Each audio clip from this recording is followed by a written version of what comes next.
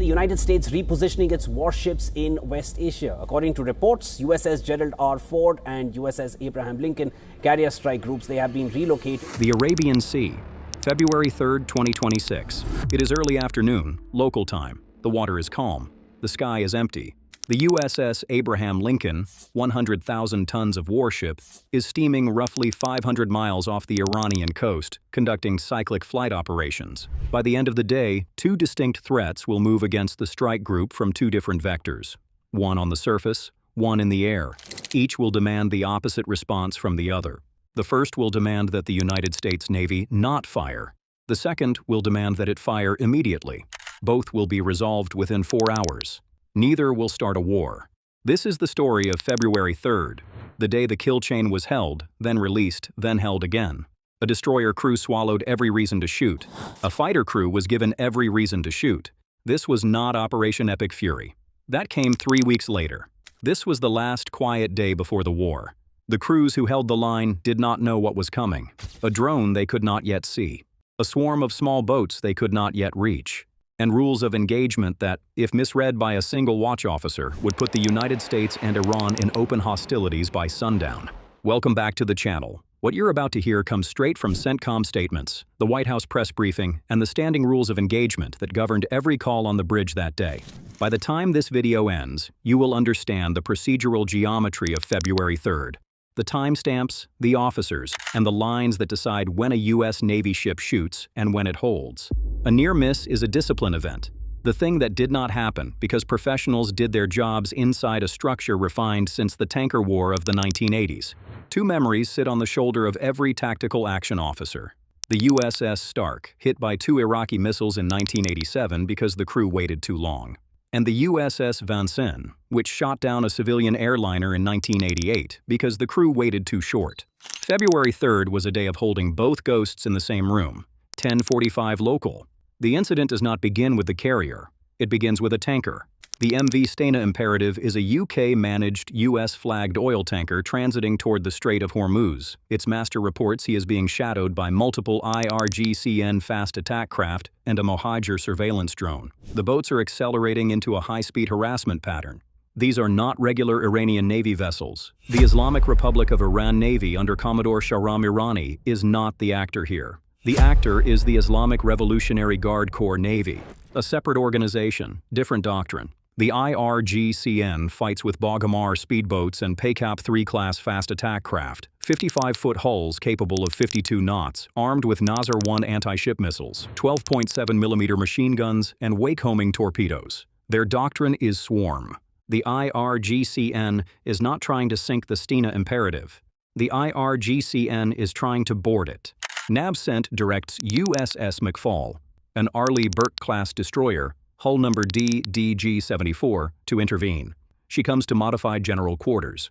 The 4 LM-2500 gas turbines spool, and the McFaul pushes to 30 knots.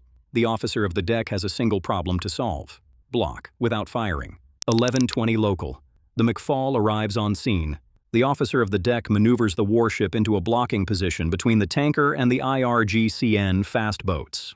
The 5-inch Mark 45 deck gun is trained out. Crew-served .50 caliber stations are manned along both rails. The destroyer transmits on VHF channel 16. The verbiage is doctrinal. Iranian small craft off our port bow. This is United States Navy warship. You are operating in a dangerous and unprofessional manner. Change course immediately to starboard. If you do not comply, we will use force. The Iranian boats hold position. They shadow. They do not respond. What they cannot read is the rules of engagement state aboard the McFaul. That state is weapons hold. The destroyer's rules permit force only if the IRGCN crosses the imminent threat threshold. Boarding the tanker would cross it. Approaching within 2,500 yards would cross it. Painting the bridge with a fire control radar would cross it. Shadowing at distance would not. For several minutes, none of those thresholds are breached. Then the IRGCN vessels break off. They turn back toward Iranian waters. No shots fired, no injuries, no headlines, the kill chain held. But while the McFaul is recovering from its general quarters posture, hundreds of miles to the south, a different watch is just beginning to notice something. USS Abraham Lincoln, 500 miles off the Iranian coast. The Combat Information Center is dark, bathed in low blue and green light. 60 degrees Fahrenheit. No windows. The tactical action officer monitors the air picture. The anti-air warfare coordinator manages the airspace. The electronic warfare supervisor watches the AN/SLQ 32 passive intercept screens. Then the Hawkeye calls in. 12:55 local. An E-2D Advanced Hawkeye from Squadron 5 AW-117, call sign Wallbanger, is orbiting at 30,000 feet, 200 miles north of the strike group. Wallbanger detects a faint radar return, slow, low, originating from Iranian airspace, vectoring south on a heading that points directly at the geographic center of the Lincoln strike group. The contact is designated Skunk. Within seconds, it is upgraded to Bogey. The tactical action officer reads the track. The vector is straight. It is a line. He alerts Rear Admiral Todd E. Whalen, commander of Carrier Strike Group 3. The ship transitions to Condition 3. He orders 2 combat air patrol aircraft to investigate. 1 F-35C from Squadron V MFA 314, the Black Knights, call sign Knight 11. 1 F/A-18E from Squadron VFA 151, the Vigilantes. The pilot is in a claustrophobic bubble of composite glass. All telemetry is projected onto the visor of his joint helmet-mounted cueing system. Wherever he looks, the data follows. He pushes the throttle forward, mill power, then afterburner. The Lightning rolls into the climb. 13:25 local. Knight 11 closes the distance. The F-35C carries the electro-optical targeting system, capable of long-range visual identification well outside the engagement envelope of the bogey. He cues the system. He sees a fuselage with a rear-mounted pusher propeller, straight wings, a bulbous nose with electro-optical sensor payload. This is a Shahed-139. The Shahed-139 is not a kamikaze. It is a reusable medium-altitude, long-endurance reconnaissance and strike platform, conceptually similar to the retired American MQ-1 Predator. It can carry munitions. It can also fly empty. Knight 11 does not know whether this drone is armed. He transmits warnings on the International Military Air Distress frequency. The drone does not respond. It does not turn. It does not slow. Strike, Knight 11. Tally visual. Bogey is unmanned. Pusher prop configuration. Posit Shahed-139er. He is deaf to guard frequencies. The track on the scope continues inbound. The drone is now penetrating the outer defense zone, closing on the inner defense zone where the Aegis destroyers would normally hand off to their SM-2 and SM-6 standard missiles. But the engagement will not get that far. 13:38 local. The drone crosses an invisible line. It transitions from surveillance behavior to hostile intent. Hostile intent is not a thing the drone said. It is a thing the drone did.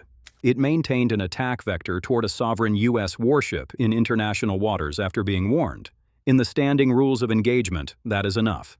The tactical action officer requests authorization from the flag bridge. Rear Admiral Whalen has the inherent right of self-defense. He does not need to call NAVCENT or CENTCOM or the Secretary of Defense. The threat is inbound. The threat is unmanned. The threat has been warned. The chain of command is fully delegated to him at sea. Admiral Whalen authorizes the engagement. Knight 11, strike. You are authorized to engage. Weapons free. Cleared to fire. The pilot executes a final cross-check. He confirms the track. He confirms there is no commercial air traffic anywhere near the firing solution. He squeezes the pickle button. An AIM-120 AMRAAM separates from the rail. Strike, Knight 11, Fox 3. 13:41 local. The missile flies. The AMRAAM is an active radar-guided weapon. The pilot fires. The pilot turns away. The missile continues on its own. Telemetry on the panoramic cockpit display shows the missile track. Closure, closure, closure. Then the screen reports impact. The tactical action officer watches the same data on his console. The bogey track flickers, then it vanishes. Knight 11 re-enters the contact area. He looks down through the EOTS sensor. He sees debris falling toward the surface. Pieces of the Shahed-139, ribboning down into the Arabian Sea. Strike, Knight 11, Splash 1, target destroyed.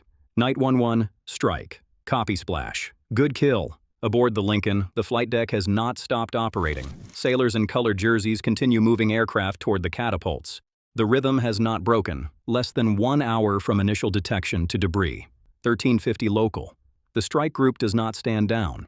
It tightens. Combat air patrols are reinforced. Flash traffic goes out to NAVCENT, CENTCOM, the Pentagon. White House Press Secretary Caroline Leavitt confirms the engagement publicly.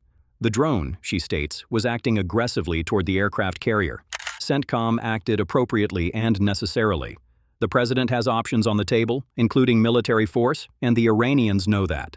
CENTCOM, in a statement to the Associated Press, frames it clinically. The drone continued to fly toward the ship despite de-escalatory measures taken by U.S. forces operating in international waters. Iran's Tasnim news agency frames it differently. The aircraft, they claim, was an older Shahed-139 on a usual and legal reconnaissance mission. It had merely lost communication. Both statements cannot be true. The information war begins before the debris finishes sinking. 25 days later, on February 28th, Operation Epic Fury begins. The same flight deck that did not stop turning on February 3rd becomes a continuous cycle of violence. But that is a different story. What February 3rd teaches is harder than what February 28th teaches. February 28th teaches how to fight. February 3rd teaches when not to. Two opposite decisions, same chain of command. The McFaul did not fire because the threshold was not crossed.